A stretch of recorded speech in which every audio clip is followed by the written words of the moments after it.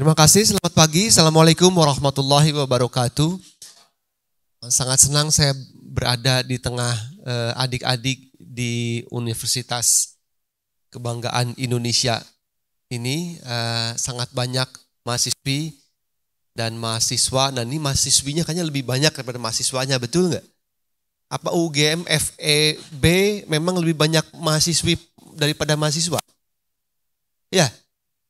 Nah, teman-teman ini yang saya titipkan karena ini judulnya mengenai purposeful leaders.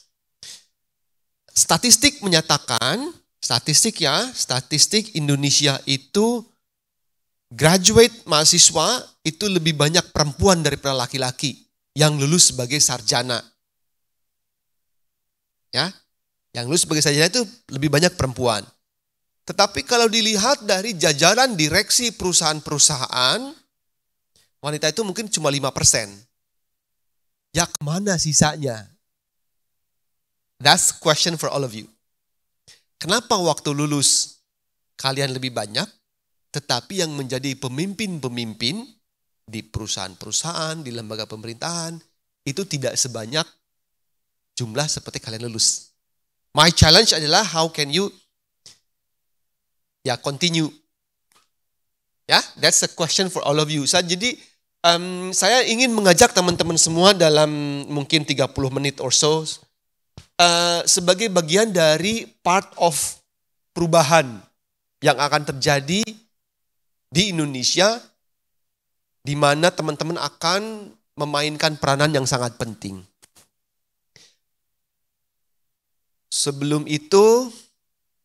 Sebelumnya saya kenalkan dulu kami dari Unilever. Ini kantor kami yang baru di di Kabupaten Tangerang. Jadi kita nggak bilang kita kantornya di Jakarta, enggak. Kita di Kabupaten Tangerang, not even Tangerang Selatan, not even Kota Tangerang, it's Kabupaten Tangerang. Just to make a point, kita di desa. Kita di desa ingin keluar dari kesibukan Jakarta. Kita bangun satu bangunan komplek dengan 5 lantai, kita ingin kampus, kita tidak ingin bangun ke atas, ingin melebar supaya semua orang tuh bergerak, berjalan. Saya tuh baru tadi tuh learn one good lessons, kalau sebelum melakukan sesuatu sebagai pemimpin tuh kita harus sehat. This office is designed specifically for that. Jadi kita nggak banyak naik turun pakai lift, banyak jalan. Kalau mau ketemu orang harus jalan. Karena kita nggak ada eskalator lantai gitu kayak di airport, ya harus jalan gitu ya. So that's where we are. Kita mulai di sini sejak awal tahun lalu, awal 2017. Unilever adalah perusahaan, next slide. Unilever adalah perusahaan yang memproduksi, seperti teman-teman mungkin sudah tahu semua, memproduksi alat-alat yang dibutuhkan oleh terutama ibu rumah tangga ya. Kita men-serve 2 miliar konsumen, kita hadir di 190 negara, ada 400 brand, ada 170.000 orang di seluruh dunia yang menjadi karyawan Unilever. Kita merupakan perusahaan idaman dari pencari kerja di 33 negara, termasuk Indonesia salah satunya, alhamdulillah. Karena teman-teman semua banyak yang ingin masuk Unilever, nah mudah-mudahan 2 tahun dari sekarang, 3 tahun dari sekarang, seperti Mbak Pipit dan Mas Adin ini akan ingin ada yang bergabung ke Unilever nanti ya.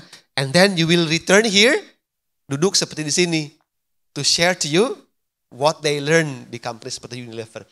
Di Indonesia kita sudah 85, bukan 24 tahun. Kita banyak brand, ada 9 pabrik, ada sekitar 6.000 karyawan Unilever itu. Perjalanannya sangat panjang, mulai tahun 33. Jadi Indonesia belum merdeka, Indonesia sudah berjualan Blue Band dan Sunlight di sini. Tahun 1980, Indonesia sudah mempunyai chairman sendiri, orang Indonesia, Pak Yamani Hasan, PT Unilever Indonesia. Jadi walaupun perusahaan asing, kita sudah percaya akan kemampuan talent dari lokal. Ya, chairman kita pertama itu tahun 80 sudah orang Indonesia. Berbagai event, activities, pabrik dibangun, brand muncul. Sampai 2017 kita mempunyai kantor baru. Sebelumnya dari tahun 33 sampai tahun 2016 kita selalu menyewa tempat. Sewa kantor di sini, sewa kantor di sana, pindah-pindah terus setiap 15 tahun, 10 tahun pindah-pindah. Akhirnya kita decide, no, we want to stay more than just 85 more years and therefore we must invest. Kita invest di kantor yang kita bangun ini. A bit about myself. Nah, saya terngiang kenapa pentingnya kesehatan. I'm an avid, saya seorang yang suka lari, bukan melarikan diri dari kenyataan. Saya tidak pernah melarikan diri, kenyataan harus dihadapi, jangan ditinggalkan. Saya finish 7 kali full marathon, jadi 42 km.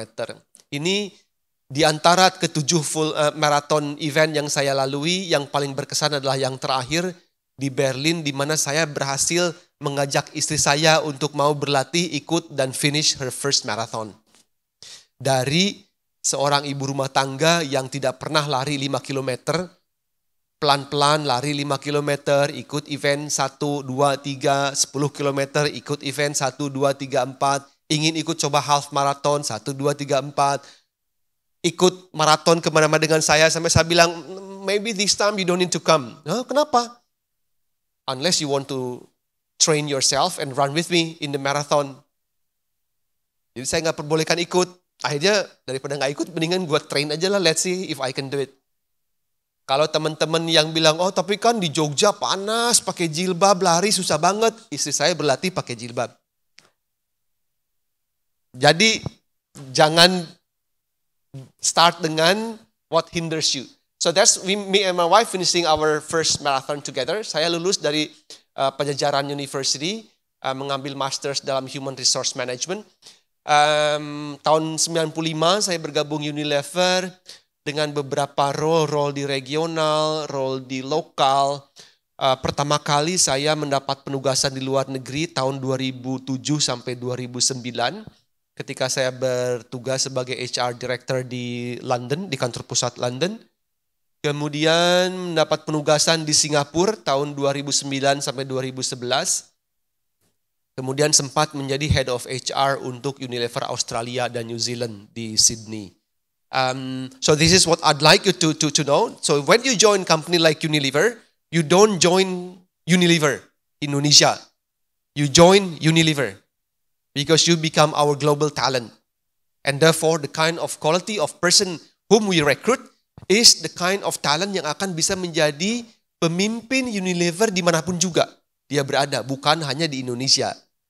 So that's the kind of person that we are looking for. And I believe, saya melihat banyak di antara teman-teman yang harus bisa juga mengulang apa yang kami lakukan, apa yang saya lakukan ini. To be a global leaders from Indonesia. Karena kenapa? I'll show you why.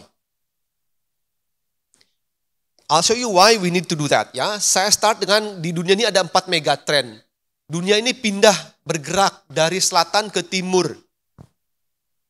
Dari negara-negara maju, dari barat ke timur, kita dari negara Eropa Barat, Amerika, sekarang itu yang paling maju, itu dianggap paling maju itu adalah China, Korea. That's where the most developed countries are right now. Teman-teman, saya kemarin 2 minggu yang lalu pergi ke China, visit Alibaba. Pernah ada yang dengar Alibaba? Alibaba itu waktu listed di stock exchange, itu IPO terbesar di dunia ever. Alibaba itu, Jack Ma. Mereka punya event setahun sekali, e-commerce setahun sekali, di mana participate in e-commerce day. Kagum waktu mereka share 11 November 2017, mereka melakukan transaksi di e-commerce mereka melalui sistem mereka 860.000 transaksi per detik. Jadi customer jual beli barang melalui platform Alibaba mereka, Taobao, 860.000 transaksi per detik. Satu transaksi itu kan masukin barang, masukin pembayaran, masukin alamat, hit enter, sistem mencari barangnya masih ada atau enggak, ngirim konfirmasi ke orang. Ya kan gitu kan kalau teman-teman beli online, 860.000 per detik selama 24 jam. You can't even imagine what kind of system you would need. Kalau teman-teman yang ngerti di IT, you can't even imagine how can the system be Transacting 860 ribu penjualan dalam 1 detik selama 24 jam. Mereka mengirim dalam satu hari sales itu mengirim 250 juta parcel kepada konsumen. Itu di Cina, di Shanghai. Teman-teman sudah lihat dong bahwa semua digital teman-teman ke Cina, pembayaran tidak lagi menggunakan uang. Semua menggunakan WeChat atau Alipay seperti Gojek. Teman-teman pernah lihat ada yang pengamen yang mengamen, dia di depannya itu ada barcode. Jadi kalau kita mau ngasih uang, dia nggak terima uang. You scan your barcode gitu. Ngasih uangnya. No, seriously. Ya, itu di Cina. Jadi kemajuan itu bukan di barat lagi, tapi sudah ke arah kita. That's one fact. The second, we live in different world. Live different world itu next. Ini tadi bisa muncul. Nah, kita live different in different world, di mana saya punya anak, most of his time itu spend di computer. Most of his time spend in front of computer. Ketika nonton TV harus pegang gadget juga. Jadi kita tidak pernah fokus kita itu ke satu hal saja, minimum 2. Kalau zaman lalu, zaman angkatan saya, kalau ada mahasiswa atau di ruang kuliah, ada yang pegang gadget, guru itu akan bilang, kamu fokus your attention to us. Tapi Pak, saya memang mencatatnya melalui gadget ini. So people are doing things differently gitu ya. Environment under stress. Nanti saya akan perlihatkan bagaimana sebagian kecil dari orang di dunia ini mengkonsumsi resources terbesar di dunia ini. Mengakibatkan stressed environment. Digital revolution saya sudah sebutkan barusan. Banyak typhoon, banyak gempa di mana-mana, kekurangan air, that is the issue yang kita hadapi sekarang. Bukan hanya di negara lain, tapi juga di Indonesia. Digital revolution, ini saya sebutnya sudah lama nih, tahun 2013. Tahun 2005 di atas itu adalah ketika penasbihan Paus di Vatikan. Tahun 2005 itu seperti itu di atas. Orang hadir. Tahun 2013 begini teman. Peristiwa yang sama, semua orang sudah merekamnya dengan mobile phone mereka. What 8 years have made us? Paus Francis melakukan tweeting langsung saat itu. What I'm saying adalah digital revolution itu bukan hanya milik dari orang-orang yang muda saja. If we don't take digital, then akan ketinggalan gitu ya. Ready to see start of new Asian century as power moves east but also south dari negara maju ke negara kita di Asia. Asianya pun juga bukan hanya di utara, Cina di atas, dan juga kita, Indonesia yang lebih ke bagian selatannya. So that's where economy is heading. Barat akan jatuh, and I'll show you the data. Recovery of economy akan lebih slow, di GDP of dunia akan melambat dan akan dipercepat oleh kemajuan ekonomi dari negara-negara Asia. Asia sekarang mempunyai 60% daripada populasi dunia dan 28% of income. 200 tahun yang lalu, Asia itu mempunyai 60% of world's income. Dia terbalik 200 tahun lalu itu kita lebih kaya daripada Barat. History will repeat itself. Artinya apa? Akan kebalik bahwa Asia yang akan lebih kaya. Emerging markets ini bukti, ini dari IMF. Tahun 2016 yang biru tua itu adalah negara yang berkembang. Negara berkembang, GDP-nya akan meningkat seperti itu. Negara maju, GDP-nya akan menurun. The rise of emerging markets. Ini bukan saya yang bilang, ini adalah IMF. Indonesia diramalkan akan menjadi negara nomor 7 terbesar tahun 2030 dari sisi size of economy. Yang paling kiri itu tahun 90, Indonesia ranking 25. Tahun 2000, Indonesia ranking 28 dan turun sedikit. 2010, Indonesia ranking 18. Karena itu sejak tahun 2010, semua presiden Indonesia ikut G20 meeting, G20 summit kan, sebagai negara ekonomi terbesar, 20 negara ekonomi terbesar di dunia. Tahun 2030 estimated, menurut McKinsey, Indonesia akan ranking 7. Lebih besar dari Korea, lebih besar dari Inggris, lebih besar dari Jerman, lebih besar dari Italia, lebih besar dari Australia, lebih besar dari Prancis. Mungkin Anda nggak percaya melihat data ini. Hey, bukan kita yang bikin data ini, IMF. berdasarkan pertumbuhan ekonomi kita. Ya.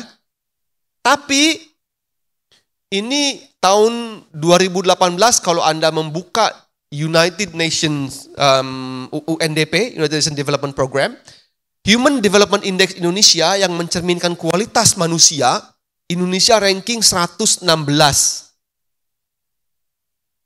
dari 189 negara, 116. Kelakuan orang Indonesia, mau kaya mau miskin seperti yang di kanan ini, hanya terjadi di Jakarta. Kalau di Jogja masih sopan-sopan, masih baik-baik, masih di karakter. Jadi ini yang foto ini semua di Jakarta. Ada jalan busway, udah tahu jalan busway, tetap masuk juga. Ya ditangkap polisi, mereka bingung semua, kayak tikus masuk ke got. Mau disiram di ujung ada tikus, di ujung satu ada orang, ada api. Ya jadi gitu bingung. Yang atas itu Harley Davidson, melintasi jalan protokol Jakarta, melintasi di jalur bis, busway. Yang di atas itu kan orang kaya semua, kalau yang di bawah oke lah. Mungkin gitu ya. Kalau yang atas tapi kan sudah jelas terdidik. Inilah karakter bangsa kita. Ranking 116 dari 180%. Kualitas of human resource. Kita mempunyai unresolved integrity issue yang sudah bertahun-tahun. Corruption Perception Index kita ranking 90. The lower, the worse. Dari 176 kita ranking 90 korupsi kita. Koran kemarin, sejak 2004, 738 pejabat terkena tindak pidana korupsi. Baru minggu lalu, koran membicarakan, ibu ini adalah kepala daerah ke-99 yang ditangkap. Membaca koran? Kemarin, yang ke-100. It's just, I don't know what happened to us gitu. But that's the reality of Indonesia saat ini. Kalau kita bicara mengenai kepemimpinan. I'm not trying to membangkitkan emosi amarah teman-teman. I'm just saying the facts yang dibicarakan oleh IMF, lokal. Data ini sudah lama, tetapi data ini menjabarkan Twitter, ini data lama ketika Indonesia sedang heboh-hebohnya Twitter, top 20 cities in the world by number of posted tweets. Jakarta nomor 1, Bandung nomor 6, orang Jogja mana ya? Enggak ada ya. Di dunia ya. Jakarta nomor 1, Bandung nomor 6, most tweeted cities in the world. Tapi literacy rate Indonesia ranking 77 dari 160 negara. Again, United Nations facts. Artinya apa? Kita mentit sesuatu yang gak dibaca dulu. Orang gak suka baca, senangnya nge-share gitu. Is that our facts of society? Ya enggak? Kita gak baca dulu apa yang kita share. Kita percaya apa orang yang share. Kita emosi dengan orang lain, tanpa ngecek dulu apa isi berita itu. That's us. Kita bercermin kepada diri sendiri. Jangan menuduh orang lain.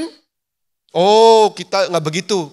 That's us. That's a reflection of us in society. Ya, ini tragis ini angka ini sebetulnya. Indonesia's 4 richest men, 4 orang terkaya di Indonesia mempunyai kekayaan sama dengan 100 juta orang termiskin di Indonesia.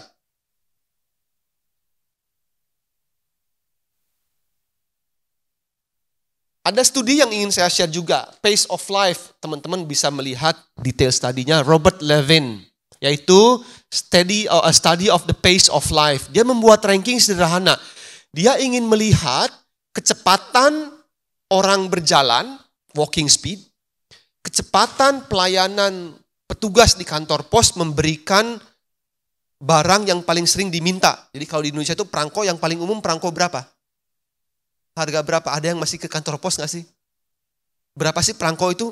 5.000, 2.000. Materai lah yang paling sering gitu mungkin ya. Materai yang paling sering ke kantor pos itu materai. Oke, kalau di Indonesia materai 6.000 yang paling sering.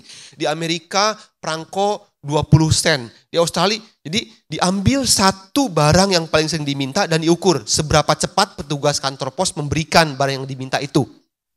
Yang ketiga, clock accuracy in public places. Ketepatan jam di tempat-tempat publik. Hanya mengukur 3 itu aja. Indonesia berada di ranking 30 dari 31 negara. Ya. Negara nomor 1 Swiss. Nomor 2 itu adalah Italia. Nomor 3 Austria. nomor 4 Singapura, nomor 5 ada Romania, nomor 7 Swedia. Jadi in essence, the higher the rank, the more prosper the economy of the country. Padahal walking speed, postal speed, clock accuracy itu tidak ada hubungannya dengan kekayaan, ya enggak? Tapi kalau teman-teman ke luar negeri, ke negara barat, orangnya jalan cepat-cepat di barat itu. Nggak kayak di Indonesia. Ayah saya bilang, kalau jalan di mall, tangannya jangan ke belakang. Kenapa ayah? Itu orang malas. Kenapa? Kalau Indonesia memang begini. Lihat-lihat tapi nggak beli. Di luar negeri itu orang jalan cepat. Nggak ada yang tangannya ke belakang sambil jalan itu. Selain karena dingin, ingin cepat sampai. Walking speed, postal speed, kecepatan si petugas memberikan barang yang umum. Indonesia itu ranking 26 dari 31. Ngapain sih, kenapa sih malas-malas? Orang cuma ngasih materai 6.000 aja harus lambat. Itu mencerminkan karakter dari bangsa kita. Again, this is cermin sosial.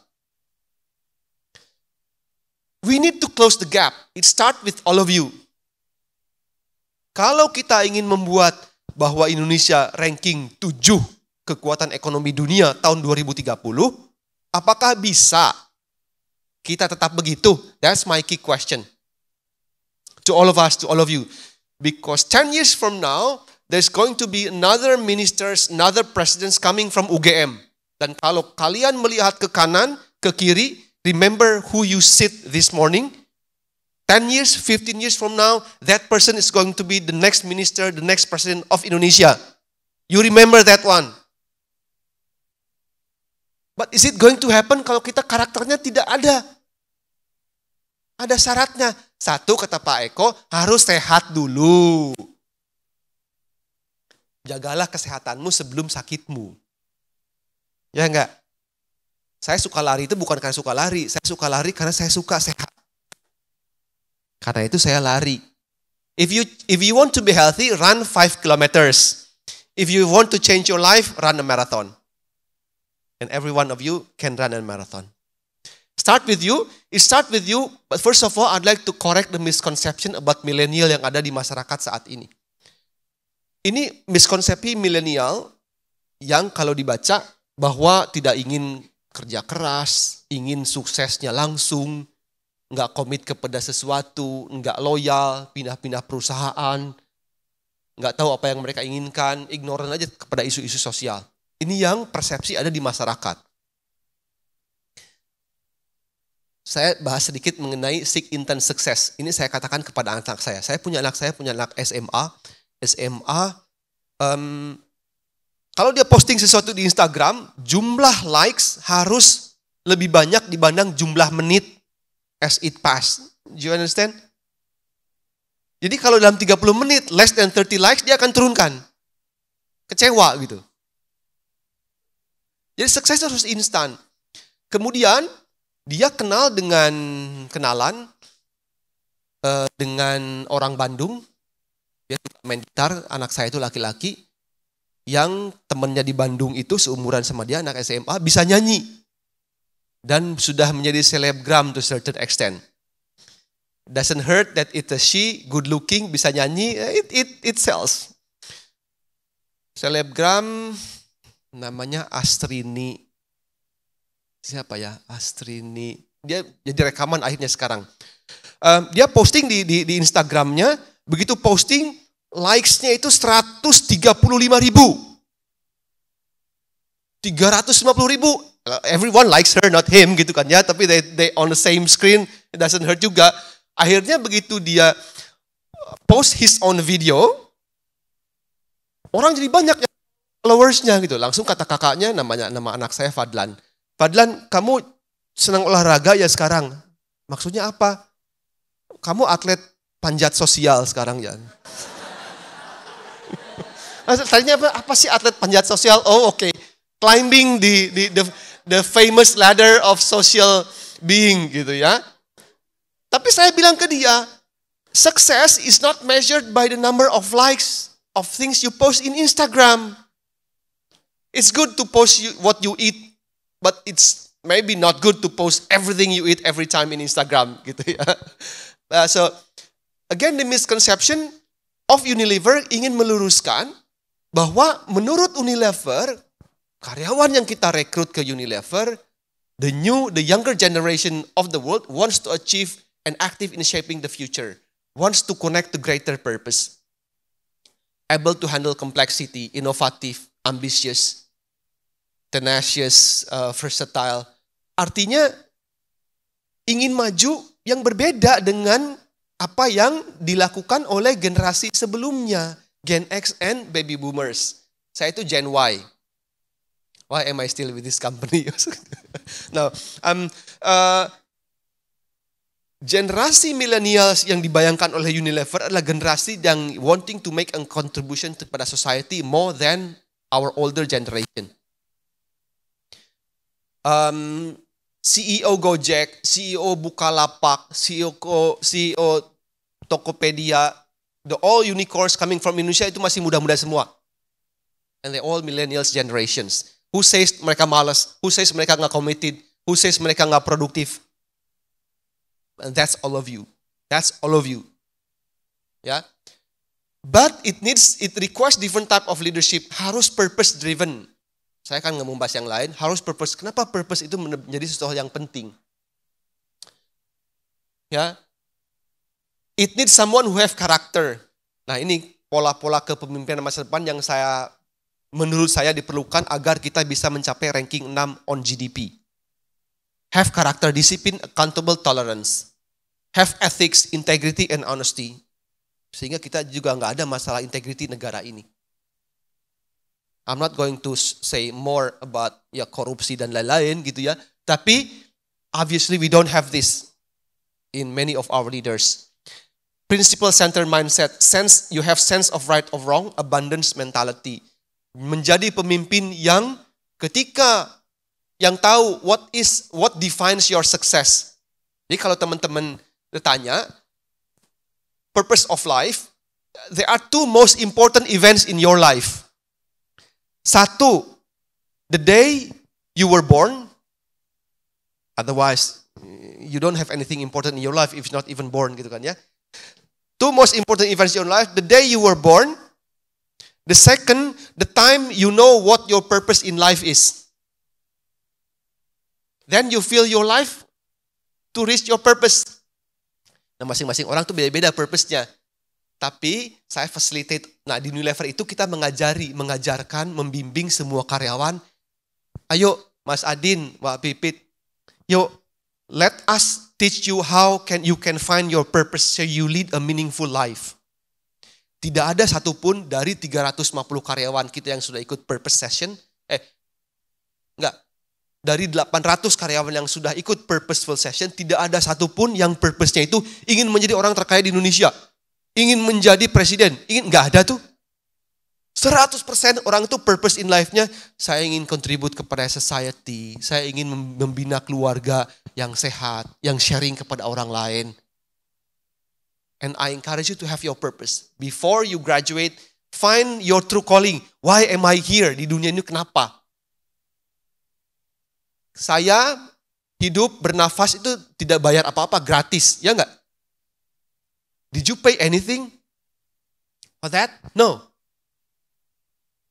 Menurut saya, the way I do that to fulfill my purpose is to give back to society, giving service to society.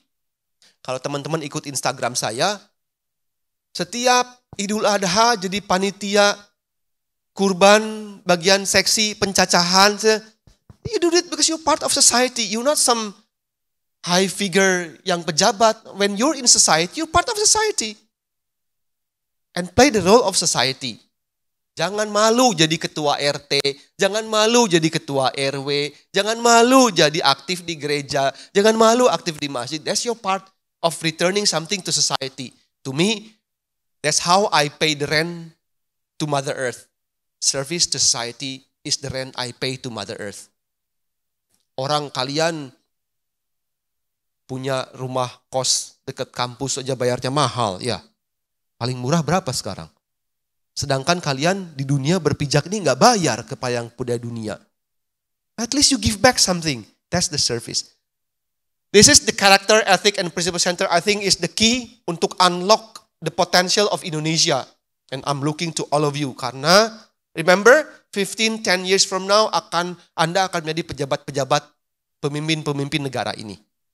1,2 miliar orang di dunia mengkonsumsi 75% of world resources. Dan 1 miliar yang terbawah hanya mengkonsumsi 1% of world resources.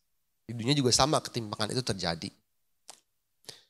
62 orang di dunia mempunyai kekayaan sama dengan kekayaan 3,5 miliar orang termiskin di dunia. Sama kayak Indonesia.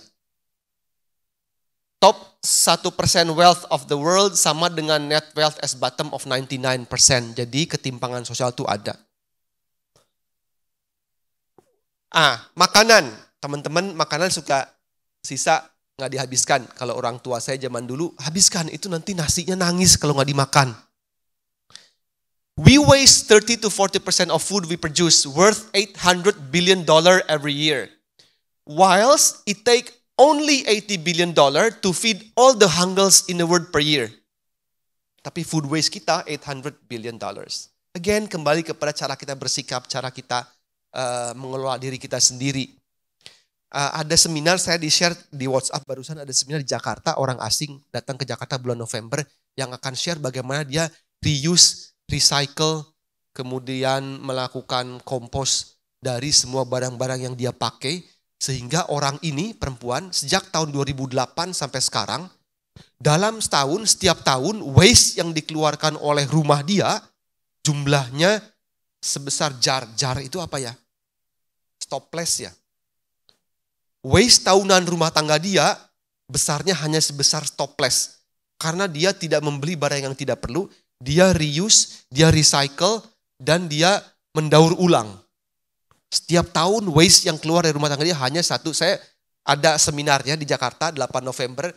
I'll forward to panitia just so you know that there are people who can do that. And ask all of us, where are we?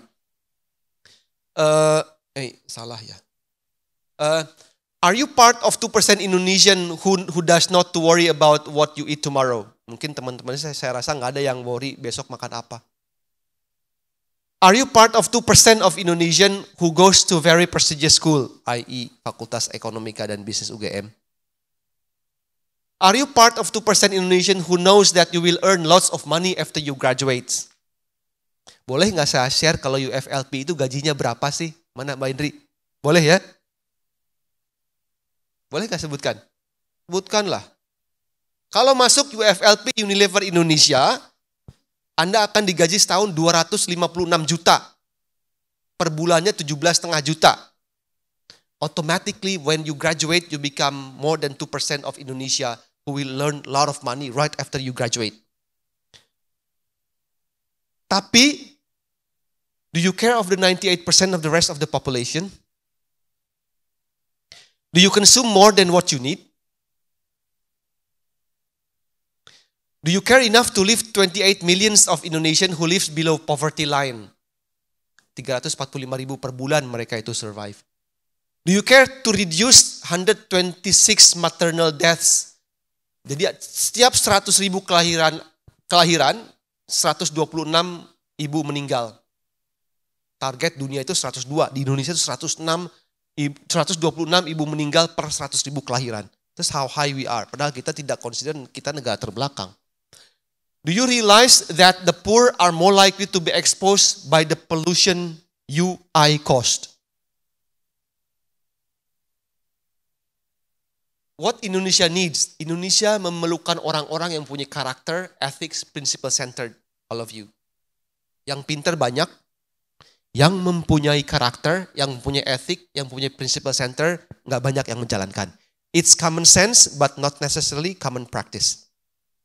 Saya titipkan ke teman-teman semua, start with your purpose. Why are you here? Is your purpose wanting to be rich, famous? Terus mau ngapain kalau rich and famous? Mau tidurnya kasurnya 5 tingkat? Mau makannya 10 piring sekali makan? No. Then start. Then why am I here? What's my purpose? Find your purpose. Find your true calling. Purpose is very important to unlock Indonesia potential to become negara yang nomor 7 ekonominya di dunia ini. Find your purpose. Kalau saya boleh menyarankan satu buku yang akan membimbing Anda untuk menemukan that purpose, read 7 Habits of Highly Effective People dari Stephen Covey. Then you'll find a lot of inspiration from that book. Why purpose important? Saya punya berapa? 5 menit lagi ada? 5 menit lagi.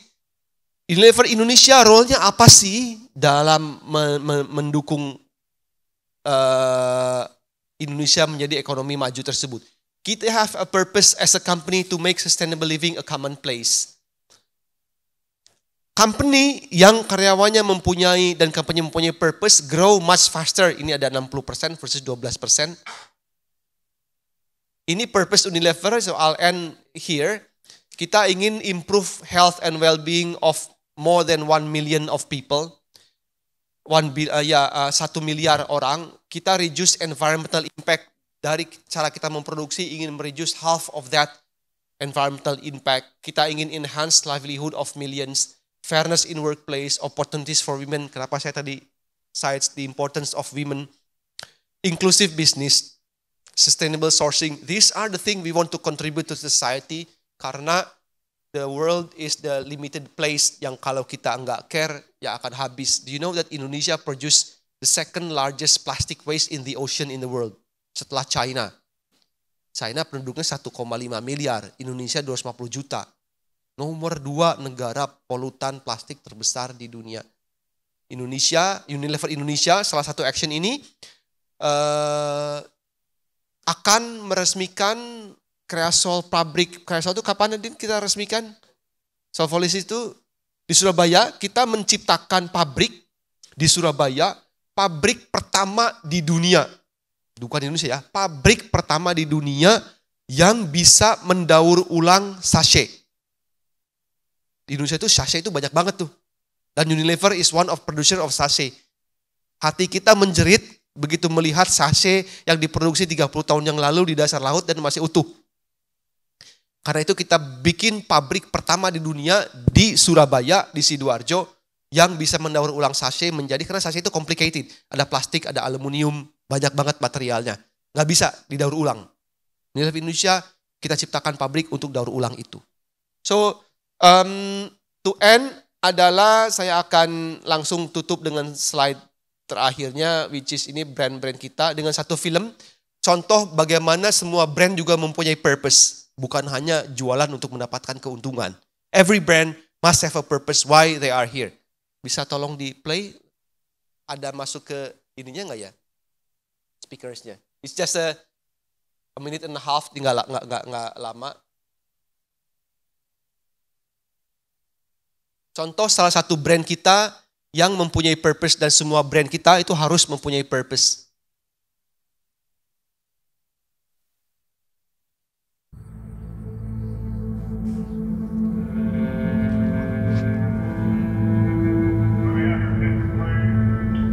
I didn't know what freedom was until it was taken from me. It's devastating. I've had who I am inside stripped away.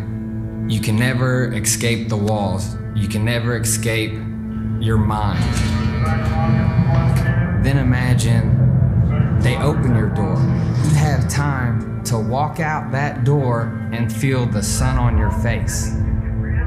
It's everything to me. My daily outdoors time, I think that's probably the most important part of my day. Take all the frustrations and all your problems and just leave them out there. Keeps my mind right, keeps my body strong. It's pretty much the highlight of my day. Jadi setiap inmate napi itu mempunyai 2 jam waktu bebas. Was reduced to just 1 hour a day.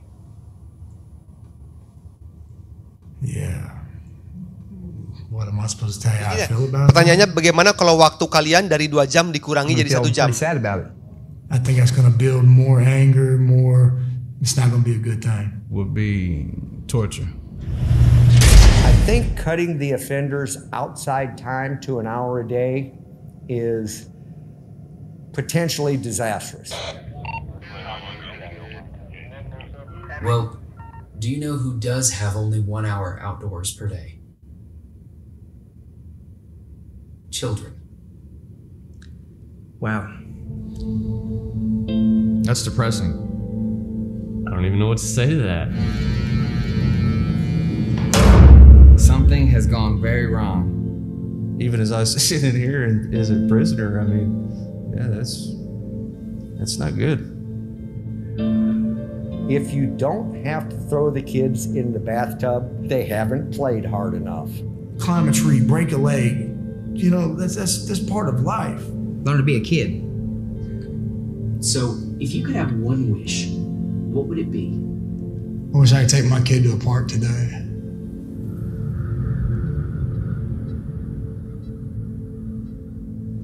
Ini adalah kampanye Dirt is Good yang basically mengajak agar anak-anak tuh di bawah main lagi keluar.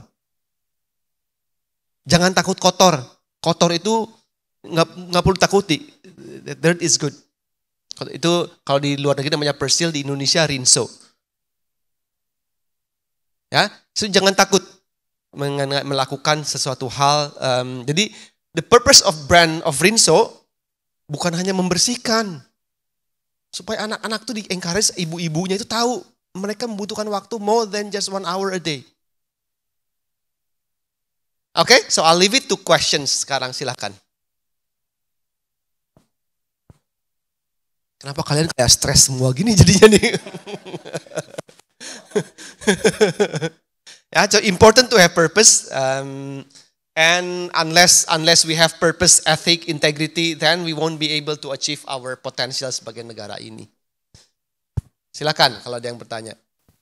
Terima kasih atas kesempatannya. Nama saya Danan dari FEB UGM. Saya mau nanya soal tadi dari dari pernyataan Pak Willy bahwa setiap brand Unilever itu ada karena ada purpose, ada social purpose. Bisa selain Persil atau Rinso ini ada contoh apa lagi?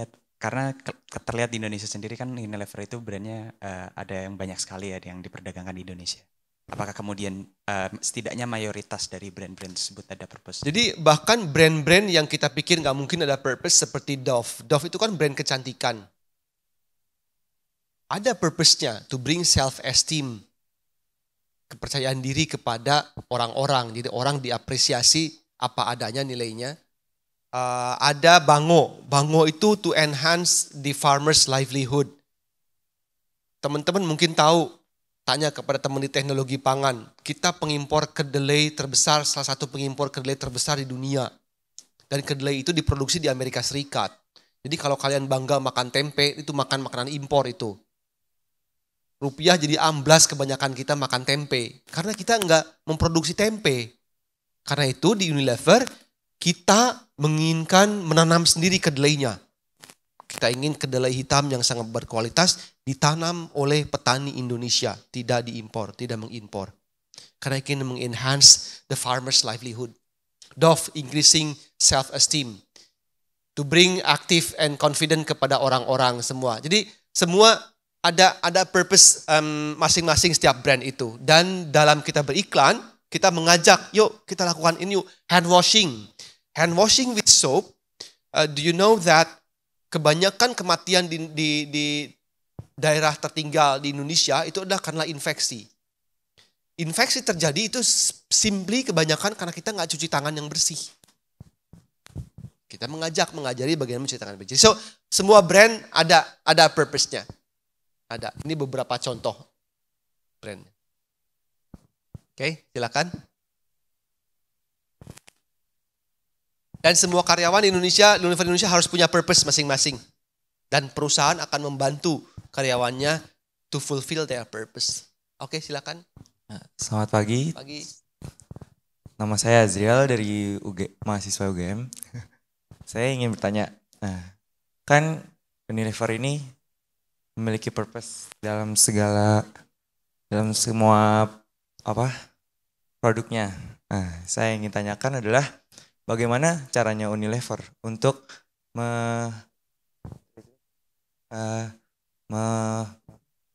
memperlakukan pekerjaannya. Seperti saya saya pernah melihat suatu penelitian seperti ada brand sepatu ternama yang mereka juga memiliki purpose akan produknya. Namun mereka tidak memperlakukan pekerjanya dengan baik. Bagaimana Unilever menanggapi ini? Terima kasih. Jadi Unilever itu juga menjadi promotor terbesar di tingkat global, khususnya untuk ini. Ada yang namanya charter, namanya Sustainable Employment. Sustainable Employment itu mendeklarasikan bahwa semua pabrik-pabrik Unilever dan karyawan-karyawan third party yang bekerja untuk Unilever harus digaji di kisaran living wage, bukan minimum wage. Living wage itu apa? Living wage itu banyak kriterianya. Kalau Anda bukan living wage definisi Indonesia juga, definisi global, which is lebih banyak. Kalau dijelaskan seberapa sih gap antara minimum wage dan living wage? Living wage itu 80% lebih tinggi daripada minimum wage. Nah, Unilever mendeklarasikan bahwa we have to employ sustainable employment. That everyone is on, kita ada charter namanya Fair Living Wage Charter. To achieve sustainable employment, everyone must be on proper living wage, bukan hanya dibayar minimum wage. Banyak perusahaan pesaing Unilever yang dibayar UMK aja, nggak maju-maju tiap tahun. Karena kita percaya makin banyak orang yang makmur, makin banyak yang orang beli sampo dan sabun. Ya enggak? Oke, next question. Silakan. Nah, ini mulai panas nih. Selamat pagi Pak, saya Ajeng dari akuntansi 2016. Saya cuma penasaran aja sih Pak sama sistem rewardnya Unilever dan sistem pengelolaan sumber daya manusianya di Unilever itu seperti apa secara rincinya, fasilitasnya misalnya pengelolaan pendidikannya itu seperti apa aja. Terima kasih. Saya tanya dulu mau masuk Unilever enggak? Nanti saya jawab nggak mau masuk Unilever.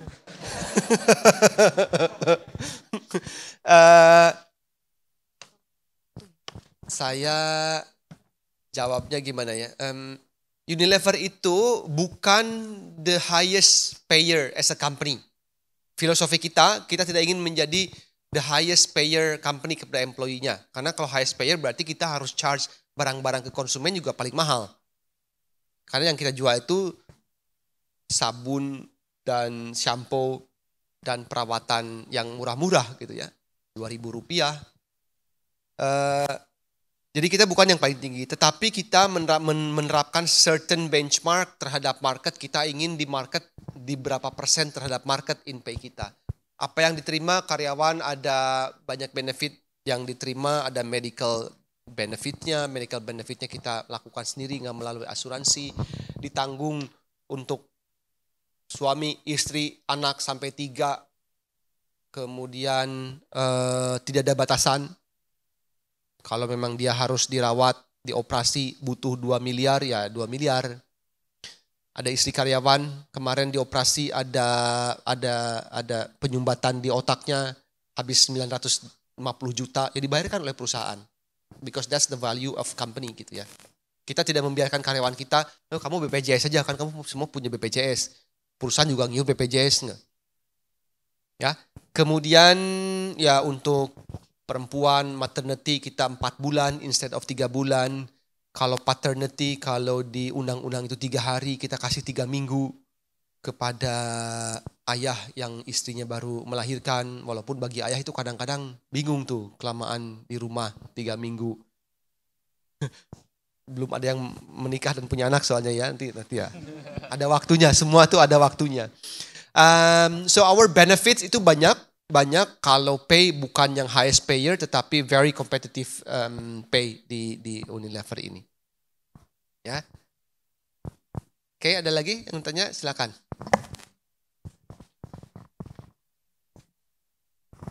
Nama saya Dinda dari akuntansi 2016. Tadi kan sudah disebutkan ada karakteristik yang diperlukan dalam seorang pekerja dalam bekerja, yaitu disiplin, toleransi, dan accountability. Nah, gimana sih, apakah karakter tersebut harus dimiliki oleh calon pekerja ketika dia ataukah akan dikembangkan seiring dia selama menjadi pekerja? Kemudian kalau misalnya itu harus dimiliki, bagaimana cara Unilever untuk menilai karakter tersebut dalam calon rekrut? Katakanlah salah satu karakter yang kita harus punyai di setiap karyawan adalah integrity. Integrity itu secara gampang melakukan sesuatu perbuatan yang baik walaupun tidak ada orang yang melihat. Kalau teman-teman sholat, kan nggak bilang-bilang dulu kepada semua orang sholat, ya sholat aja gitu ya. Integrity itu adalah melakukan hal yang baik tanpa ada orang yang melihat. Di Unilever, kalau ada seseorang yang diketahui melanggar kode integrity, kita punya namanya Code of Business Principles, yang guidance itu. What can you do, what you cannot do. Kita tidak boleh menyogok, tidak boleh melakukan penipuan, mencuri, sudah jelas tidak boleh. Jumlah bukan utama, tapi kalau ada yang melanggar, unfortunately, he's not part of the family anymore. Jadi kita akan minta baik-baik agar dia mengundurkan diri. Karena integrity is that important to us. Pajak kita perusahaan salah satu selalu masuk perusahaan terbesar yang membayar pajak, karena pajak semua harus dibayarkan. Mau mahal seperti apa, that we have to pay. That's the kontrak we have dengan negara kan ya. Jadi integrity adalah sesuatu hal yang sangat menjadi nilai yang sangat tinggi.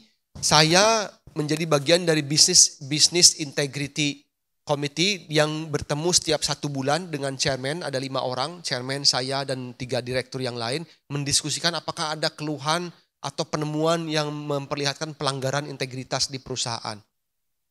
Perusahaan menerima uang, perusahaan ngasih uang ke supplier, menyogok, that's not tolerable di kita. Karyawan pada saat rekrutmen juga ada pertanyaan-pertanyaan mengenai your purpose, mengenai your character, mengenai your ethics. Pinter, semua orang yang melamar kepada Unilever unfortunately pinter. So unfortunately I have to say a lot of pesaing yang melamar ke Unilever. Semua pinter, tapi tidak semua mempunyai kecocokan. Ya, kalau maunya ke sini direkrut oleh Unilever nggak bisa dipaksa orang dia cocoknya inginnya menjadi pengusaha gitu misalnya. Tidak semua mempunyai karakter, tidak semua mempunyai values, tidak semua mempunyai nilai-nilai yang sejalan selaras sama dengan Unilever. Dalam interview itu kita tekankan juga. So character, value, and culture adalah komponen yang sangat penting dalam rekrutmen. Bagaimana mempresentasikan diri sendiri, bagaimana memperlihatkan kemampuan untuk memimpin orang lain selain memimpin diri sendiri ya. Karakter adalah important komponen, karena itu teman-teman semua, ini satu bocoran ya, mungkin saya harusnya nggak boleh bilang seperti begini. Bocoran, kalau teman-teman IPK bagus, Anda berpikir semua orang yang melamar pasti IPK-nya bagus juga. Then what is one thing which differentiate you yang cocok dengan Unilever? Teman-teman harus tahu apa Unilever values-nya. Dan do I have the same values, dan do I share the same values, dan bagaimana saya memperlihatkan itu dalam kegiatan sehari-hari di organisasi mahasiswa. Karena kalau yang udah pinter ya udah, kalau orang pinter masuk ke satu perusahaan, ya jadi kamu duduk ya kerjakan A sampai B. Ya, orang yang maju adalah orang yang mempunyai leadership, di mana leadership itu shape of your character, not of your competence only. Jadi ada competence, ada karakter. Orang Indonesia banyak yang kompeten, tidak punya karakter. Tidak punya karakter, yaitu ditangkap KPK terus-terusan itu. So character is very important. Okay, next question. Di belakang udah banyak nih sebentar. Terima kasih kesempatannya. Perkenalkan, nama saya Haris dari manajemen 2018. Saya tadi Bapak sempat menyebutkan tentang salah satu dari 4 megatrends tadi adalah the environment is under stress. Kemudian terkait dengan internal Unilever sendiri, bagaimana cara Unilever supaya mengatur environment di kantornya agar karyawannya tidak stres? Terima kasih. Jadi khusus untuk karyawan kita punya program namanya employee well-being. Jadi semua karyawan itu diajarkan well-being itu apa. Well-being itu kesehatan mental dan jasmani, di mana bukan hanya sehat mental jasmani aja, tetapi ada dua hal yang lain. Kesehatan mental, kesehatan fisik, kesehatan mental, lalu ada purpose, jadi tahu tujuannya, ada purpose, lalu ada lagi physical, mental, emotional, purpose, 4. Nah, semua karya itu dia harus punya itu. Kalau nggak punya itu, kalian akan stres, nggak balance. Karena stres terjadi karena kita tidak take care of ourselves. Ada satu hormon anti-stres namanya hormonnya endorfin. Pernah dengar nggak? Hormon endorfin itu adalah satu-satunya hormon yang tidak bisa dimakan dari luar. Nggak ada itu. Kapsul untuk nambah endorfin. Endorfin itu membuat kita relax. Membuat kita relax, membuat kita gembira, membuat happy. That's endorfin. Endorfin hanya bisa diciptakan kalau kita aktif, bergerak, olahraga. Setelahnya itu, then you feel really relaxed. That's endorfin. Kita mengajarkan karena dengan karyawan mempunyai endorfin, relax, itu bisa terhindar dari stres. Bagi karyawan yang sudah merasa stres, kita punya EAP, Employee Assistance Program namanya. Ada call hotline yang di-manage oleh 4 psikolog dan psikiater yang boleh memberikan konsultasi tanpa harus dilaporkan dan tidak dilaporkan ke perusahaan. Ini namanya rahasia. Dokter akan charge, Pak, ada 10 pasien bulan ini, bayar kami 10 juta. Saya nggak nanya siapa pasiennya. Tentu kita percaya bahwa dia memberikan hanya treat pasien Unilever gitu ya. Bukan pasien company yang lain, itu lalu ditagihkan ke Unilever, yang mudah-mudahan nggak begitu. So we do have that program internally. Oke, saya udah dikasih waktu katanya habis karena ada sesi lain. Saya ucapkan terima kasih kepada adik-adik semua. Mudah-mudahan apa yang saya share ini bisa bermanfaat, sedikit membuka wawasan dan membuka keinginan lebih jauh untuk tahu lebih jauh. So you look for more information of what I have shared. Look for more information about Unilever, what we do to improve ourselves, to improve the nation, and hopefully one of you want to join us in the company. Terima kasih. Assalamualaikum warahmatullahi wabarakatuh. Waalaikumsalam warahmatullahi wabarakatuh.